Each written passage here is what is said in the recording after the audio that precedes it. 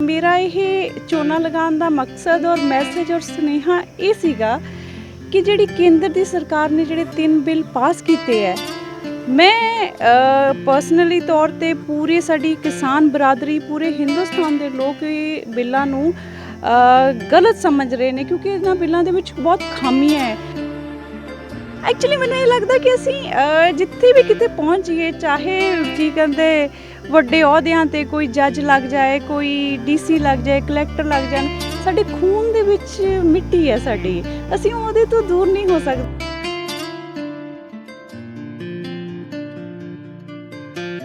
ਮਿੱਟੀ ਦੀ ਜਿਹੜੀ ਸਮੈਲ ਹੈ ਜਾਂ ਸਾਡੇ ਖੇਤਾਂ ਦਾ ਜਿਹੜਾ ਉਹ ਸਵਾਦ ਹੈ ਜਾਂ ਉਹਨਾਂ ਦਾ ਸਕੂਨ ਥੋੜੀ ਜਿਹੜੇ ਰੂਹ ਨੂੰ ਮਿਲਦਾ ਨਾ, ਮੈਨੂੰ ਲੱਗਦਾ ਕਿ ਇਸ ਤੋਂ ਚੰਗੀ ਚੀਜ਼ ਨਹੀਂ ਹੈ।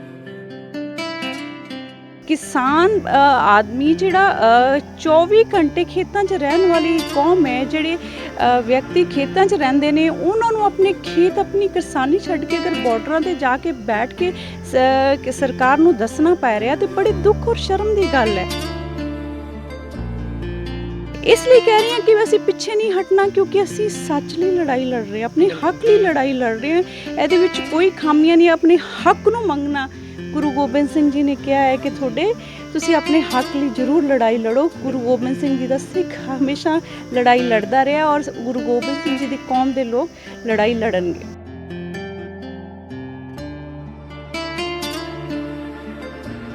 ਸਾਨੂੰ ਇਸ ਬਿਲਕੁਲ ਸਮਝ ਹੈ, ਸਾਨੂੰ ਇਸ ਲਈ ਸਮਝ ਹੈ ਕਿਉਂਕਿ ਜੇ ਬਿੱਲਾਂ ਦੇ ਵਿੱਚ ਮੇਨ ਖਾਮੀ ਹੈ, ਇਹਨਾਂ ਦੇ ਵਿੱਚ ਜਿਹੜਾ ਕਿਸਾਨ ਹੈ ਉਹਨੂੰ ਮਜ਼ਦੂਰ ਬਣਾ ਦਿੱਤਾ ਜਾਏਗਾ।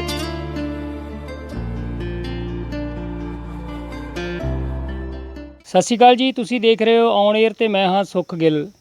ਸਤਿ ਸ਼੍ਰੀ ਅਕਾਲ ਜੀ, ਤੁਸੀਂ ਦੇਖ ਰਹੇ ਹੋ ਲੁਧਿਆਣਾ ਟਾਈਮਜ਼ ਤੇ ਮੈਂ ਹਾਂ ਸੁਖ ਗਿੱਲ। ਅੱਜ ਅਸੀਂ ਮੋਗਾ ਵਿਖੇ ਮੌਜੂਦ ਹਾਂ, ਜਿੱਥੇ ਕਿ ਤੁਸੀਂ ਦੇਖਿਆ ਹੋਊ ਇੱਕ ਪੰਜਾਬ ਦੀ ਧੀ ਆ ਜਿਹੜੀ ਝੋਨਾ ਲਾਉਂਦੀ, ਅਕਸਰ ਹੀ ਤੁਸੀਂ ਸੋਸ਼ਲ ਮੀਡੀਆ ਤੇ ਦੇਖਿਆ ਹੋਣਾ, ਉਹਨਾਂ ਨੇ ਖੇਤਾਂ ਦੇ ਵਿੱਚ ਝੋਨਾ ਲਾਇਆ। ਬੇਸ਼ੱਕ ਉਹ ਹਾਈ ਕੋਰਟ ਦੇ ਵਕੀਲ ਨੇ, ਸੁਪਰੀਮ ਕੋਰਟ ਵੀ ਪ੍ਰੈਕਟਿਸ ਕਰਦੇ ਨੇ, ਪਰ ਲੋਕਾਂ ਦੀ ਮਦਦ ਕਰਨ ਦਾ ਜਿਹੜਾ ਜਜ਼ਬਾ ਆ ਉਹਨਾਂ ਦੇ ਮਨ ਵਿੱਚ ਆ।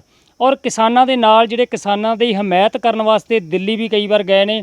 ਸਾਡੇ ਨਾਲ ਮੌਜੂਦ ਨੇ ਪਰਪ੍ਰੀਤ ਕੌਰ ਬਰਾੜ, ਉਹਨਾਂ ਨਾਲ ਆਪਾਂ ਗੱਲਬਾਤ ਕਰਦੇ ਹਾਂ। ਮੈਮ, ਸਭ ਤੋਂ ਪਹਿਲਾਂ ਸਵਾਗਤ ਹੈ ਤੁਹਾਡਾ ਜੀ। ਸਤਿ ਸ਼੍ਰੀ ਅਕਾਲ ਜੀ। ਸਤਿ ਸ਼੍ਰੀ ਅਕਾਲ ਜੀ। ਥੈਂਕ ਯੂ ਮੈਮ, ਤੁਹਾਨੂੰ ਸੋਸ਼ਲ ਮੀਡੀਆ ਤੇ ਦੇਖਿਆ ਆਮ ਹੀ ਲੋਕਾਂ ਨੇ ਝੋਨਾ ਲਾਉਂਦੇ ਪਏ ਹੋ, ਕੀ ਪ੍ਰੋਬਲਮ ਆਈ, ਕਿੱਦਾਂ ਮਨ ਵਿੱਚ ਆਇਆ ਕਿ ਕਿਸਾਨਾਂ ਦੀ ਜਿਹੜੀ ਮਦਦ ਕੀਤੀ ਜਾਵੇ?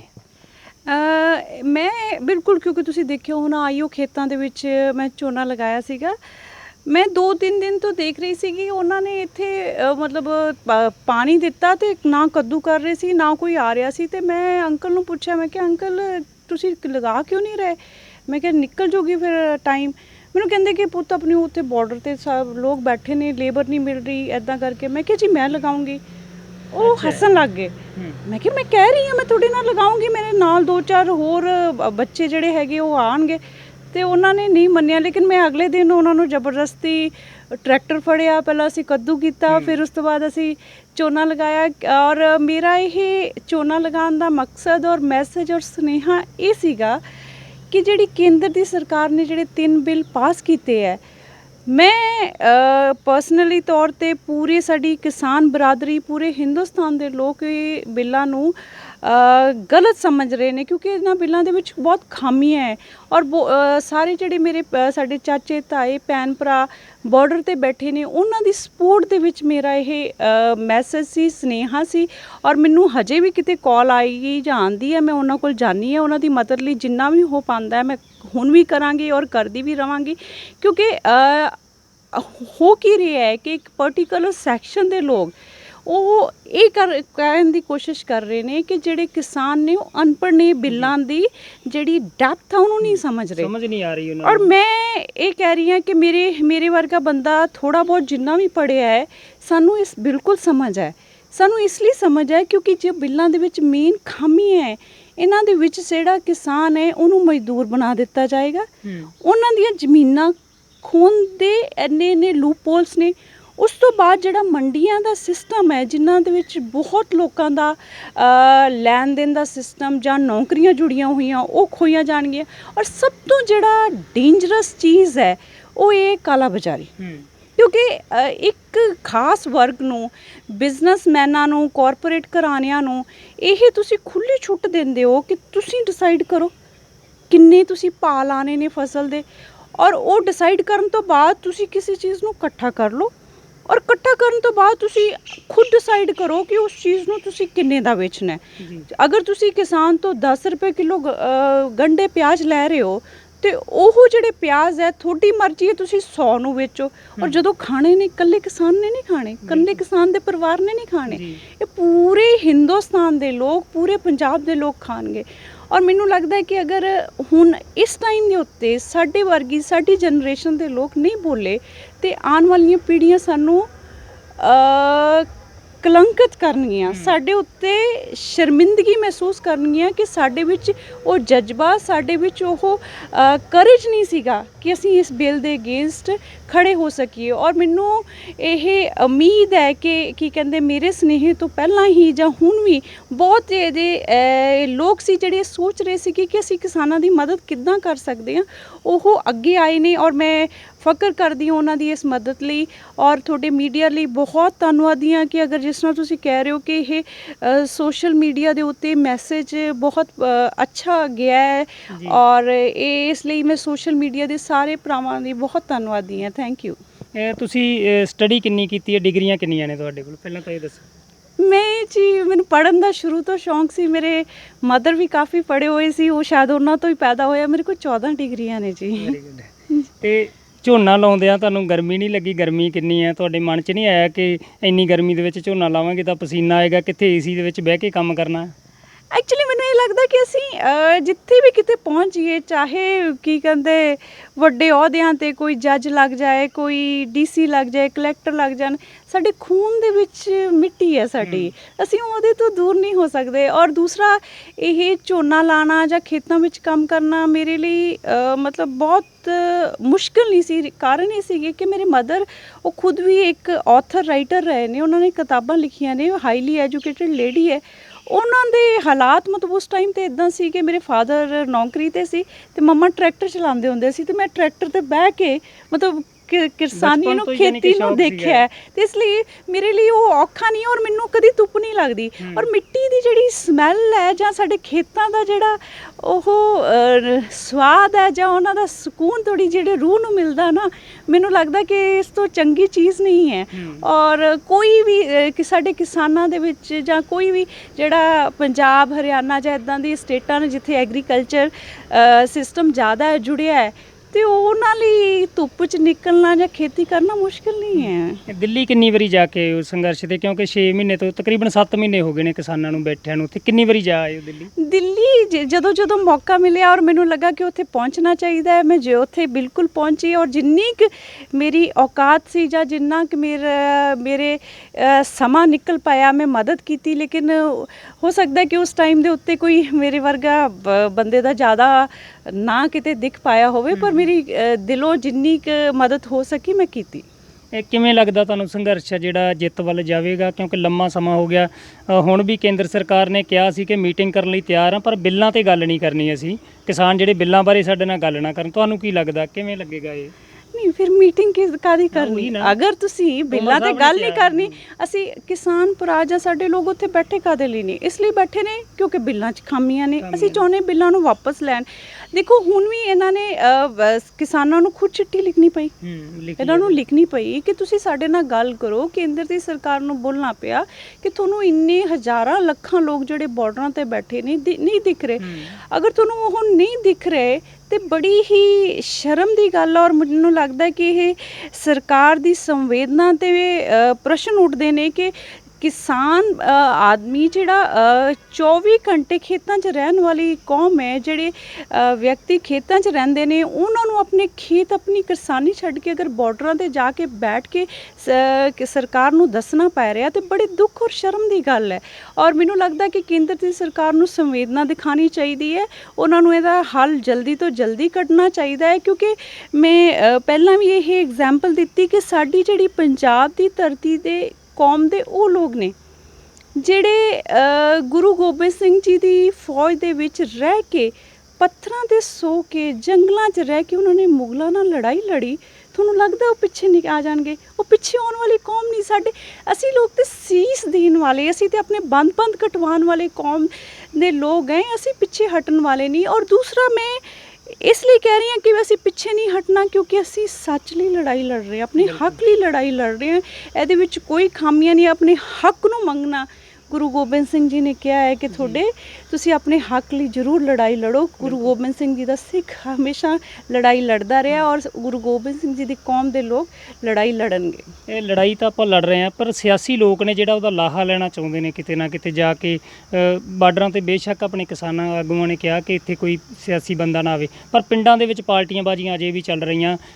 ਕਿਸਾਨੀ ਨੂੰ ਲੈ ਕੇ ਜਿਹੜੀ ਪਾਰਟੀ ਬਾਜ਼ੀ ਹਰੇਕ ਪਿੰਡ ਵਿੱਚ ਕੀਤੀ ਜਾ ਰਹੀ, ਕਿਉਂਕਿ ਸੰਘਰਸ਼ ਦੇ ਵਿੱਚ ਜਿਹੜਾ ਨੌਜਵਾਨਾਂ ਦਾ ਜਾਂ ਬਜ਼ੁਰਗਾਂ ਦਾ ਜਾਣਾ ਜਿਹੜਾ ਕਿਤੇ ਨਾ ਕਿਤੇ ਪਿੰਡਾਂ ਦੇ ਵਿੱਚ ਪਹਿਲਾਂ ਕਮੇਟੀਆਂ ਬਣਾਈਆਂ, ਉਹ ਫਿਰ ਹੁਣ ਹਟਾ ਦਿੱਤੀਆਂ ਗਈਆਂ, ਕਿਉਂਕਿ ਪੋਲੀਟੀਕਲ ਬੰਦੇ ਜਿਹੜੇ ਚਾਹੁੰਦੇ ਨਹੀਂ ਕਿ ਉੱਥੇ ਇਕੱਠ ਹੋਵੇ।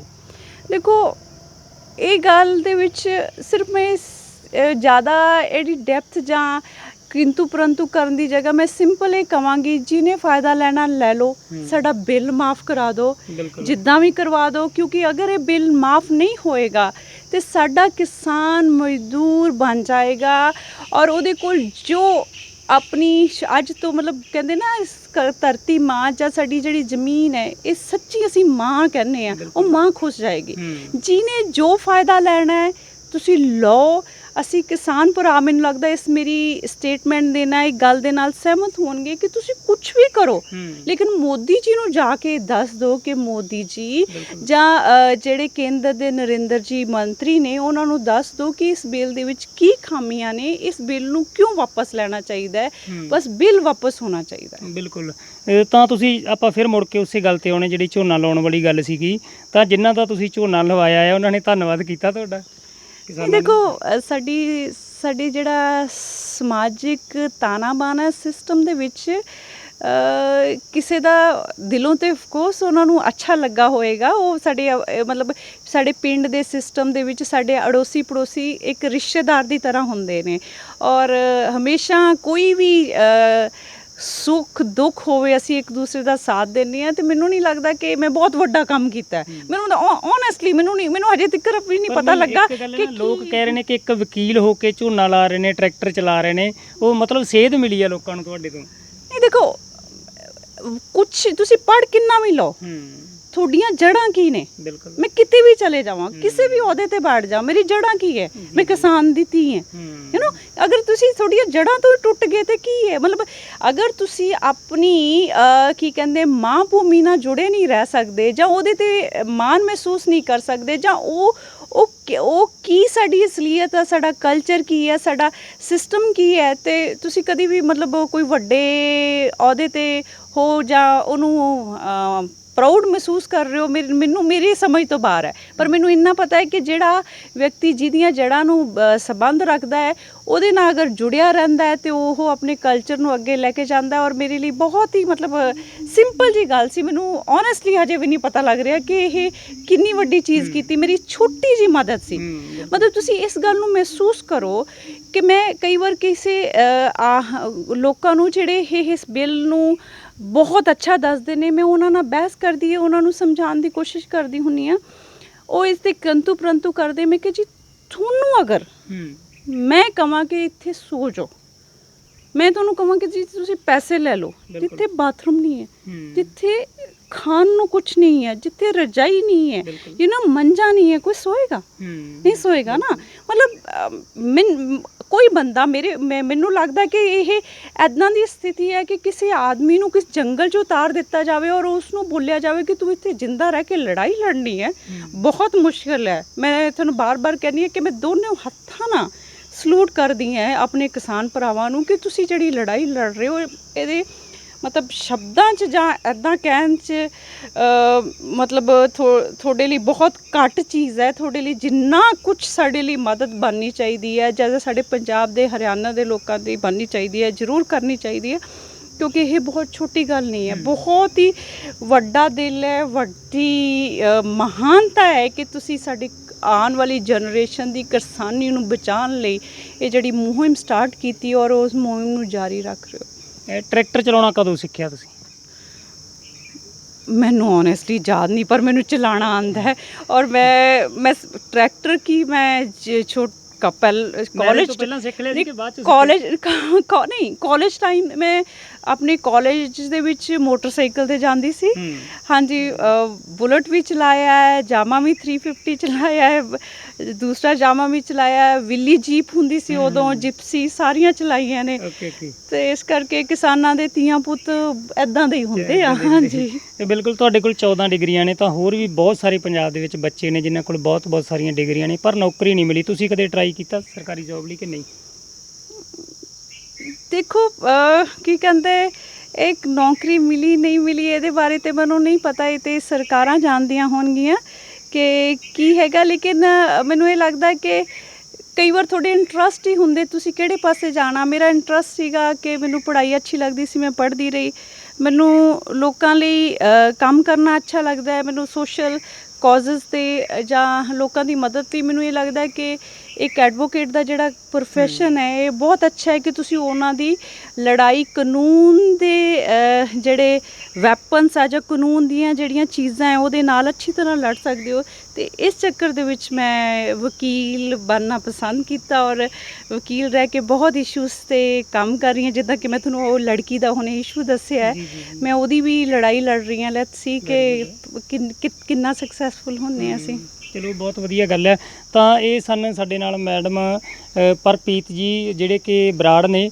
ਇਹਨਾਂ ਨੇ ਝੋਨਾ ਲਾ ਕੇ ਜਿਹੜਾ ਵਿਲੱਖਣ ਪੇਸ਼ਕਾਰੀ ਕੀਤੀ ਹੈ, ਕਿਉਂਕਿ ਹਰ ਚੈਨਲ ਨੇ ਆ ਕੇ ਇੱਥੇ ਮੈਮ ਦੀ ਇੰਟਰਵਿਊ ਕੀਤੀ, ਕਿਉਂਕਿ ਇਹਨਾਂ ਦਾ ਮਨ ਸੀ ਜਿਹੜਾ ਸੇਵਾ ਕਰਨ ਦਾ ਸੀ। ਜੇ ਪੰਜਾਬ ਦੀਆਂ ਧੀਆਂ ਚਾਹੁਣ ਤਾਂ ਹਰ ਇੱਕ ਧੀ ਜਿਹੜੀ ਆ ਆਪਣੇ ਮਾਂ-ਬਾਪ ਨਾਲ ਵੀ ਸੇਵਾ ਕਰ ਸਕਦੀ ਆ।